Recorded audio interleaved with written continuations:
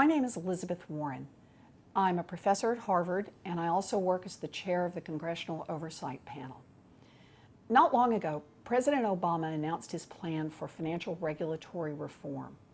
I've testified before Congress about the president's plan, but I also wanted to spend some time to share my thoughts directly with anybody who wanted to hear them.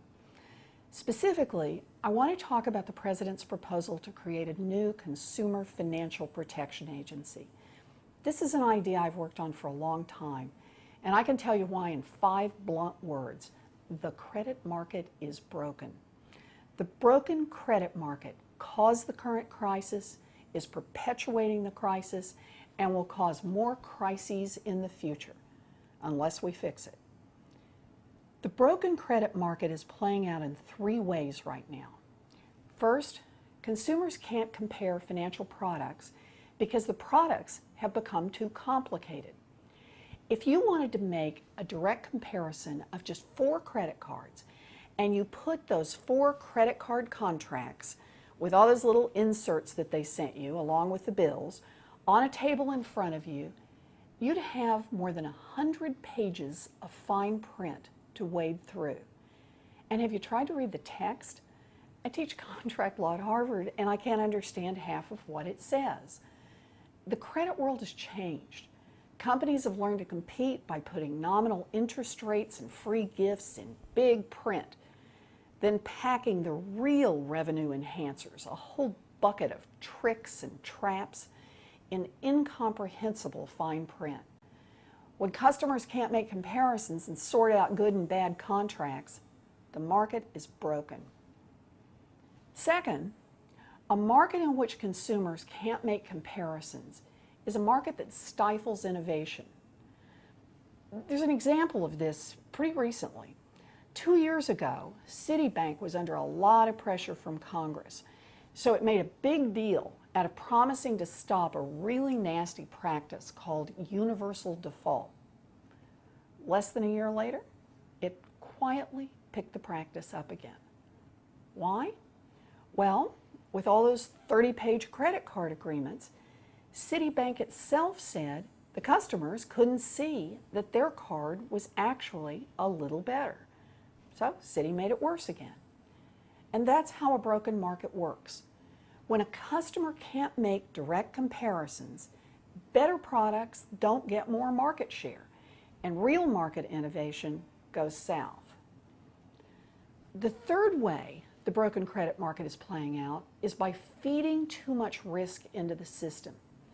These credit cards and home mortgages and payday loans can be very dangerous. They carry high default rates, and when a lot of them are aggregated, they can bring down banks, they can bring down retirement funds, and they may bring down our whole economy. In today's banking system, these risks affect everyone, even those who own their own homes, who don't have a credit card, and who wait to buy a car until they've saved up the cash. We're all paying for this crisis. I believe that a Consumer Financial Protection Agency can reduce risk in the system. It can also reduce the overall regulatory burden. That's right, it can actually reduce it. Right now, there are 7 federal agencies that have some piece of the consumer credit regulation. A single agency can remove layers of contradictory, expensive, and sometimes flat-out useless regulations.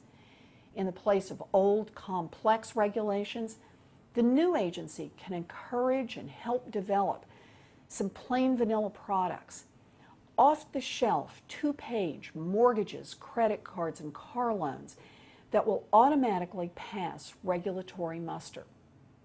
Yeah, banks could offer something else, but they would have to show that what they offer meets basic safety standards.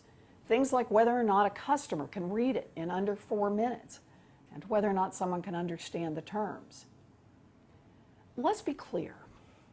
If someone goes to the mall and charges thousands of dollars to buy things they can't afford, they should have to deal with the consequences.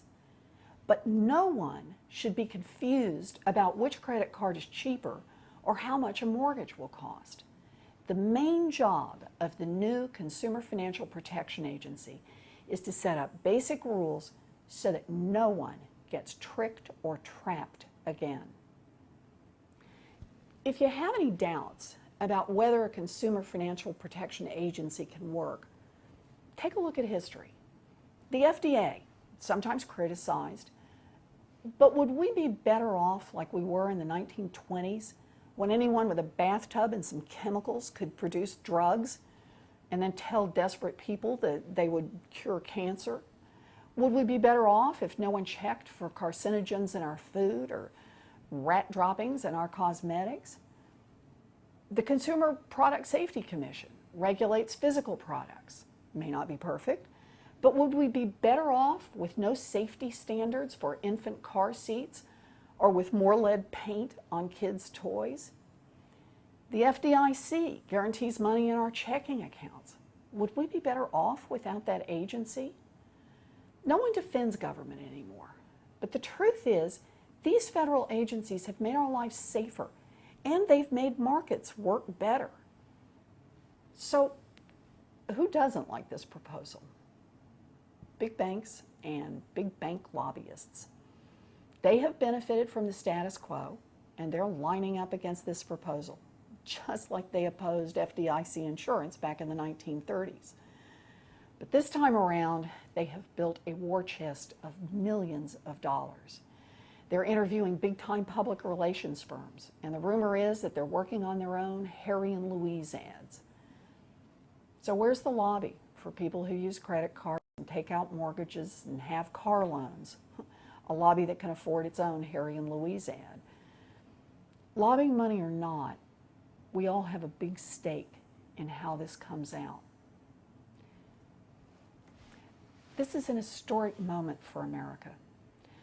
You can help by talking to your friends, neighbors, your financial institution, and the people who represent you in Washington. Tell them you support change. Tell them you want a consumer agency, someone in Washington who's on your side. Thanks for your time.